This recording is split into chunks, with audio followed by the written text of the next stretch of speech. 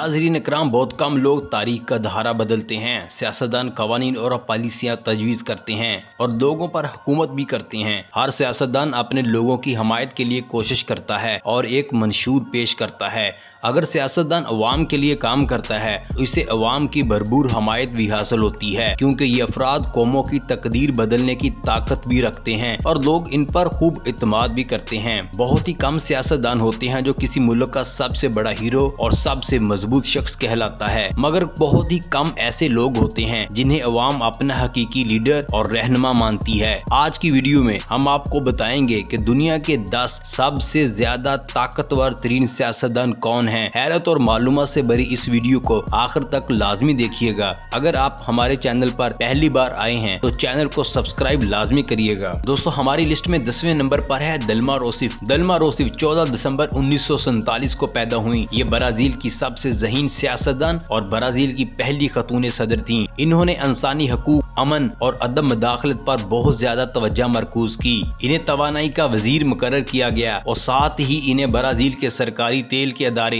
Petrobras की सरबराह नामजद कर दिया गया। रूसेफ ने पेट्रोब्रास की पैदावारी सलाहियत को बढ़ाने की जरूरत पर बहुत ज्यादा जोर दिया। रूसेफ की हुकूमत के दौरान जनवरी 2011 और मई 2014 के दरमियान 5.4 मिलियन से ज्यादा लोगों ने नई मुलाजमतें भी हासिल की। बरामदात में 4 गुना इजाफा हुआ। अवामी कर्जों में कमी हुई। इसके साथ साथ बैनुल-अक़वामी ज़खायर में भी इजाफा हुआ। ब्राजील की पायदार तरक्की और सरमायाकारी में भी इजाफा होता दिखाई दे रहा था और ये सब कुछ इस खातून की अनथक मेहनत की वजह से था। ब्राजील की माशियत अब दुनिया की सबसे बड़ी माशियतों में से एक है। माई हाउस माई लाइफ एक हाउसिंग समाजी प्रोग्राम था जिसे 2009 में ब्राजील की हुकूमत ने सपोर्ट किया। इस प्रोजेक्ट से उन खानदानों को फायदा होता था जिनकी आमदनी 5000 रियाल से कम थी। इस प्रोजेक्ट पर भी सबसे अच्छा काम इस खातून ने ही किया था, मगर अफसोस के 2014 में इन्हें बदअनवानी और सरकारी फंड्स के इल्जाम में ओहदे से हटा दिया गया। ब्राजील में इस खातून के असर सरूक ने इसे हमारी दुनिया के 10 ताकतवर तरीन सियासतदानों में से 10वें नंबर पर रखा है। नंबर 9। दोस्तों, अब बात करते हैं हिलरी क्लिंटन की।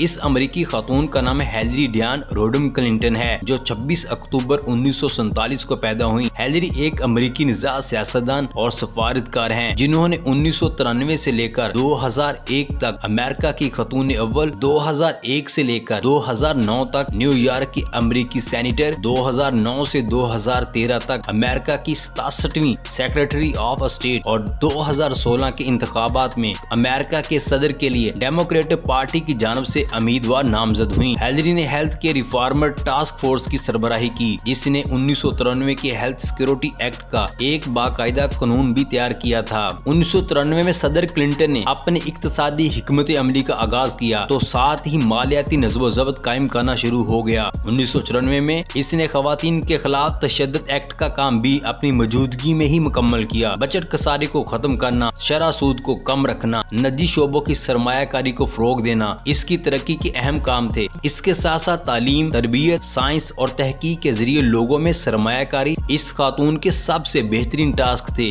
अटॉर्नी जनरल जेनेट रेनो के साथ मिलकर क्लिंटन ने महकमा इंसाफ में खवातीन के खिलाफ तशद्दुद पर दफ्तर बनाने में मदद की। 1997 में इसने adoption and safe family act शुरू किया और इसकी निगरानी भी खुद इस खातून ने की, जिसे इसने खतून अव्वल के तौर पर अपनी सबसे बड़ी कामयाबी करार दिया। अवामी ओहदे में अपने तवील कैरियर के दौरान इसने खवातीन के जिनसी हकूक के साथ साथ इब्तदाई तालीम की अहमियत को भी कायम रखा था। दोस्तों, नंबर 8 पर है एंजेला मर्केल। एंजेला मर्केल 17 जुलाई 1994 को पैदा हुई। ये एक अमेरिकी सियासतदान है जो 2005 से जर्मनी की चांसलर के तौर पर खिदमात अंजाम दे रही हैं और सन 2000 से senator right Christian democratic union CDU की रहनुमा रही हैं। एंजेला मर्केल यूरोपीय यूनियन की डी फैक्टो लीडर के तौर पर भी मशहूर हुई थी। इसके साथ साथ ये दुनिया की ताकतवर तीन खातून और आजाद दुनिया की रहनुमा के तौर पर भी मशहूर हुई हैं। यही वजह है कि ये दुनिया की ताकतवर तीन सियासतदानों में से एक हैं। 2016 के आगाज से इन्हें अक्सर आजाद दुनिया के रहनुमा के तौर पर बयान किया जाता था। चांसलर के तौर पर अपने इब्तदाई सालों में एंजेला मर्केल ने खवातीन के लिए दोस्ताना कवानीन और उनके इक़दामात के लिए हमायत भी की थी, जैसे कि वालिदैन की छुट्टी करने पर तनख्वाह का ना काटना, 1 साल की उम्र के बच्चों के लिए छोटे छोटे पार्क बनाना। मिसेस मर्केल के दौर में जर्मनी ने सरमायाकारी में काफी तरक्की की और इसका ये काम बड़े पैमाने पर तस्लीम किया गया। हालांकि मौजूदा अहदाफ काफी सख्त थे।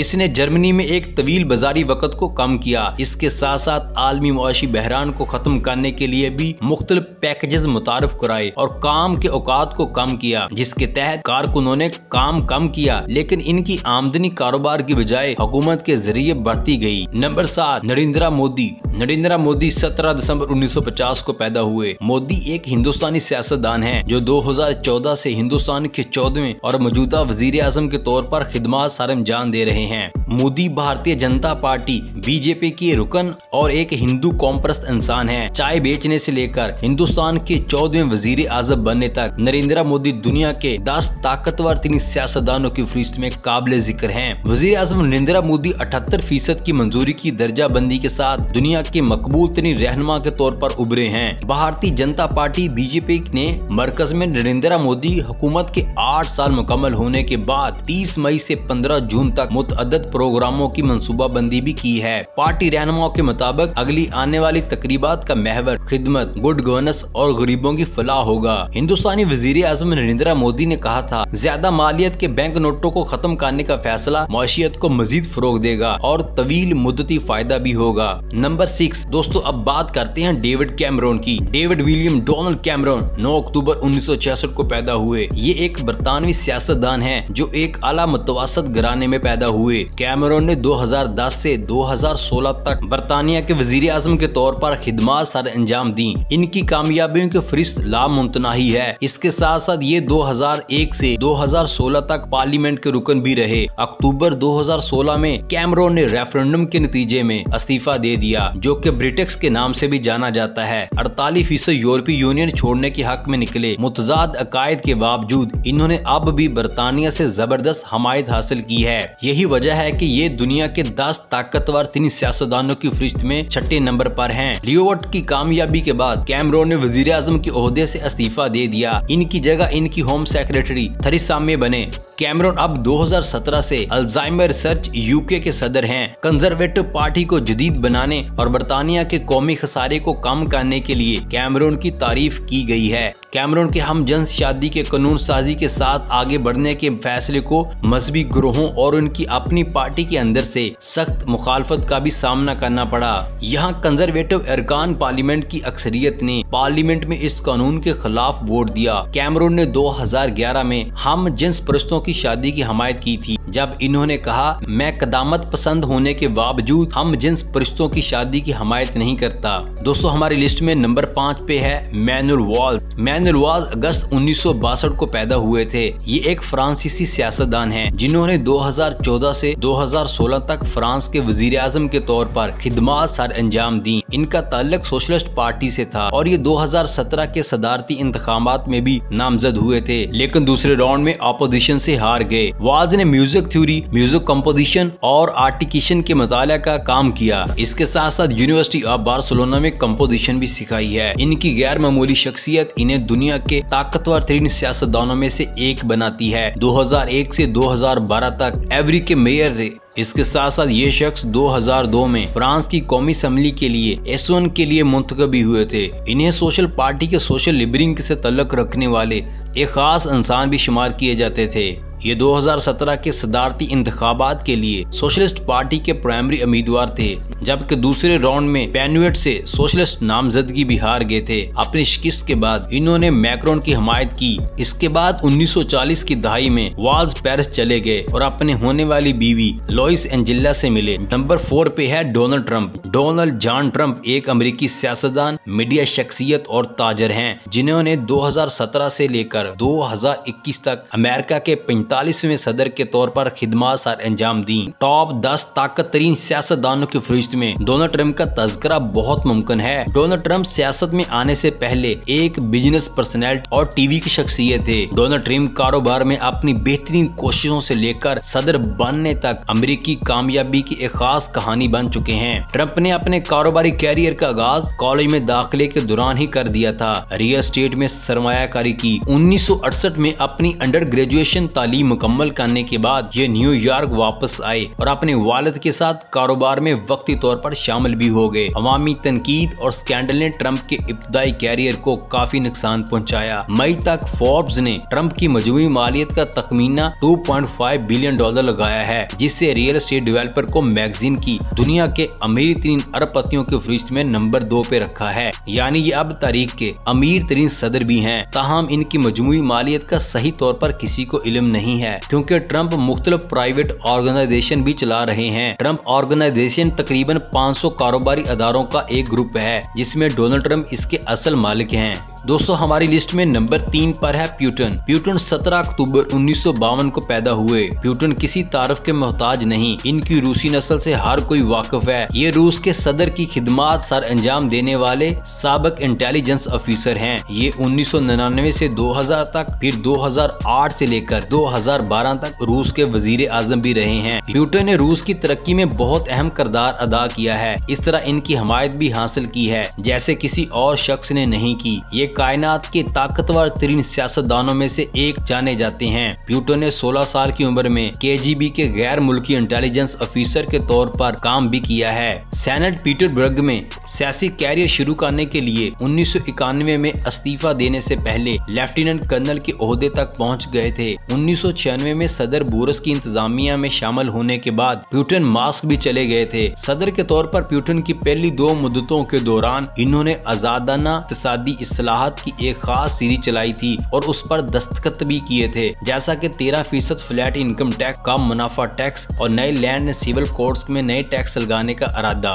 इस मुद्दत के अंदर रूस में गुर्बत निस्ब से भी ज्यादा कम हो चुकी थी और यहाँ तक कि GDP में भी तेजी से इजाफा हुआ। प्यूटन का बहुत बड़ा घर है जिसे प्यूटन का महल का नाम दिया गया है। इसके साथ साथ प्यूटन का दूसरा महल रूस में बहरा अस्वद के साहिल पर वाक़या है। इस कम्प्लेक्स में एक मरकजी घर जिसमें तकरीबन आर्बोटम, ग्रीन हाउस, हेलीपैड, बर्फ का महल, चर्च और एम्फीथिएटर के साथ साथ गेस्ट हाउस और एक फ्यूल स्टेशन भी शामिल है। दोस्तों, हमारी लिस्ट में नंबर 2 पे है शी जिनपिंग। ये शख्स 15 जून 1953 को पैदा हुआ। शी जिनपिंग एक चीनी कौमी परस्त और चीनी सियासतदान हैं जो communist party of China CPC के जनरल सेक्रेटरी और चीन के सदर के तौर पर खिदमत सर अंजाम दे रहे हैं। इनकी शराकत की वजह से इन्हें अपने लोगों की तरफ से चीन के पैरामाउंट लीडर और को लीडर जैसे कई बावकार अलकबा से नवाजा गया है। ये बदअनवानी की मुहिम की वजह से शोहरत की बुलंदियों पर भी पहुंचे हैं। काबिले जिक्र शराकत की वजह से ये हमारी फहरिस्त में दुनिया के 10 ताकतवर तरीन सियासतदानों में दूसरे नंबर पर हैं। 1979 से 1982 तक शी ने अपने वालिद के मातहत कैंग पाओ के सेक्रेटरी के तौर पर भी खिदमत सर अंजाम दी, जो इस वक्त के नायब वजीर आजम और CMC के सेक्रेटरी जनरल थे। मौजूदा सदर शी जिनपिंग, जिन्होंने मार्च 2013 में ओहदा संभाला था, कम्युनिस्ट पार्टी की तरफ से इनके खानदान के साथ वहशियाना सलूक किया गया,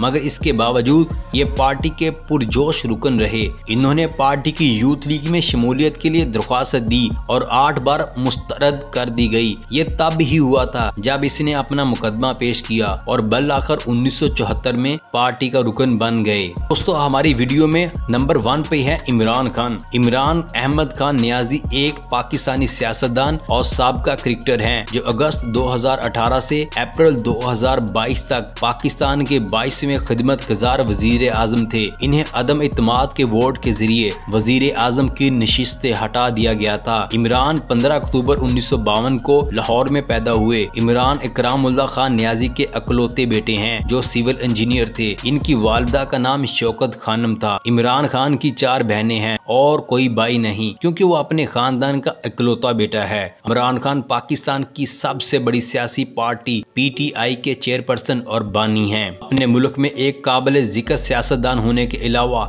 इमरान खान को दुनिया में सबसे ज्यादा बाअसर मुसलमानों में शुमार किया गया है। इमरान खान के अच्छे काम इनकी जिंदगी में ही नजर आ रहे हैं। इमरान खान पाकिस्तान में एक वाहिद कैंसर अस्पताल बनाना चाह रहे हैं जो अतियात और फंड्स के जरिए हासिल किया जाएगा, जो आलमी सतह पर जमा किए गए $25 मिलियन से भी ज्यादा होगा। 23 अप्रैल 2008 को इमरान खान ने जिला मियांवाली में नमल कॉलेज के नाम से एक टेक्निकल कॉलेज की तामीर और क्याम पर भी सहूलत फराहम की। क्रिकेट से रिटायर होने के बाद इमरान खान के सियासी अज़ाइम हमेशा के लिए बुलंद हैं। 17 अगस्त 2018 को इमरान खान पाकिस्तान के 22वें वजीर आज़म बने। इमरान एक ऐसी शख्सियत है जो नौजवानों की जिंदगी को मुस्बत तौर पर मुतासर करती है, क्योंकि वो इनसे मजीद सीखने के लिए एक रोल मॉडल हैं। कोविड-19 के आने के बाद इमरान खान पहले रहनुमा थे जिन्होंने कर्जों से निजात के लिए आवाज उठाई, मगर इनका मजाक उड़ाया गया। कई लोगों ने कई दिनों तक इनके ट्रैक सूट पर भी बहस की। चंद हफ्तों के बाद पाकिस्तान ने $2.4 बिलियन के कर्जे से निजात हासिल की। पाकिस्तान 2018 में दुनिया में 147वें नंबर पर था, मगर 2 साल से भी कम अरसा में इमरान खान की क़यादत में 43 दर्जे छलांग लगाकर 108 नंबर पर आ गया। और ये सब कुछ इमरान खान की बदौलत हुआ है। कि सबसे बड़ी बात यह है, इसने कौम को ये शऊर दिया कि पाकिस्तान में ज्यादतियां करने वाला असल शख्स और असल कंपनी कौन है। दोस्तों, उम्मीद करते हैं कि आपको हमारी आज की ये वीडियो पसंद आई है। आपको ये वीडियो कैसी लगी है अपनी राय कमेंट बॉक्स में लाजमी दीजिएगा। इस तरह की मजीद वीडियो देखने के लिए आप हमारे चैनल को विजिट करें, हमारे चैनल को सब्सक्राइब करें, क्योंकि हम अपने नाज़रीन के लिए मालूमात और हकाइक से भरी ऐसी वीडियोस लाते रहते हैं।